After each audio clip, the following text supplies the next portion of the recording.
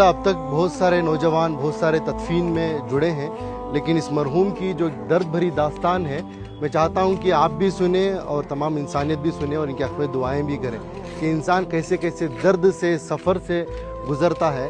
जब ये अच्छा कमाते थे, केरला में रहते थे, सऊदी को गए थे, सऊदी को जाकर 90s की बात कर रहा हूँ, उस वक्त पर इनकी सैलरी 30,000 रुपये थी। 30,000 रुपये कमा कर अपने बीवी बच्चों को इंडिया देकर भेजते थे, बच्चों को काबिल भी बनाया।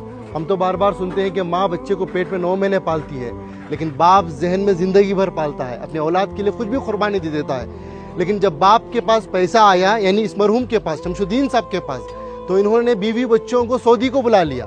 सऊदी को जब बुला लिया तो इनको भी, यानी इनके वाइफ को भी जॉब पे लगाया गया। वो जॉब करना चाहती थी शायद, तो जॉब को उनको लगाया गया, तो उनकी सैलरी हो गई 60,000, इनकी सैलरी थी 30,000।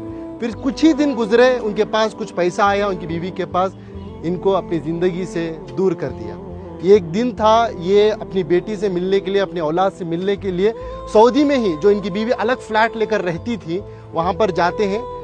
बाप अपनी बेटी की मोहब्बत में एंट्री लेता है, जाता है, बेटी दरवाज़ा खोलती है, बेटी बाप को देखती है, जैसे ही बाप को देखती है एकदम से दरवाजे को मूछ देती है।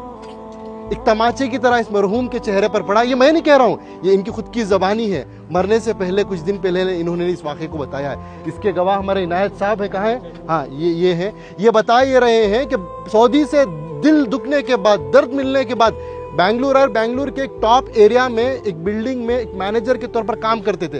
ये खुद उसके गवाह हैं कि एक मिलिट्री की तरह सिस्टम था इनका, उसूल आदाब के पक्के थे, बिना आयरन के कपड़ा नहीं पहनते थे।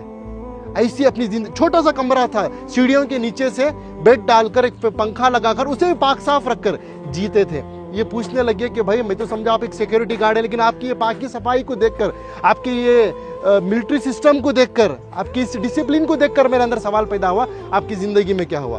तो उन्होंने ये अपनी दास्तान सुनाई, ये दर्द बताया। तो बस मैं इंसानियत से यही बात कहना चाहता हूँ कि दौलत तो कमाना है, वो मुकद्दर की मिलेगी, लेकिन अपने रिश्तों को बनाएं पहले, अपने बच्चों को, अपनी औलाद को मुसलमान बनाएं, इंसान बनाएं। आज पता चला कि इनकी औलाद अमेरिका में है, USA में है, लाखों के रुपए कमा रहे हैं, लेकिन अफसोस की बात, दौलत तो दौलत है उनके पास, बाप के जनाजे को आने की तौफीक तक नहीं हुई।